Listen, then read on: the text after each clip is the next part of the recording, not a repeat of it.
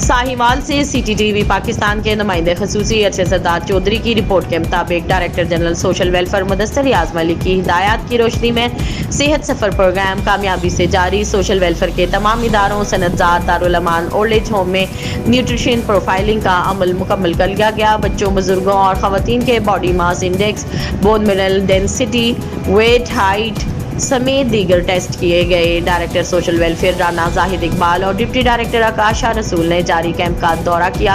इस मौका पर उन्होंने कहा कि इस मुहिम का मकसद महकमा सोशल वेलफेयर के ज़ेर इंतज़ाम इदारों में मुकीम अफराद के लिए बेहतर डाइट प्लान का मुरतब करना और सेहत की बेहतरीन सहूलियात की फराहमी है।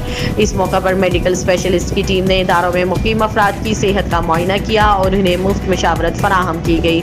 सख्त गर्मी के मौसम में पानी और ज़रूरी विटामिन की कमी को पूरा करने के हवाले से आगाही भी दी गई। ज़ाती सेहत, हिफ्ज़ाने सेहत, बच्चों की सेहत की देखभाल और रोकथाम के हवाले से आगाह किया गया। इस मौका पर डायरेक्टर राना जाहिद इकबाल और डिप्टी डायरेक्टर आकाशा रसूल ने माहिर ग़िज़ायात की टीम में सर्टिफिकेट्स भी तकसीम किए।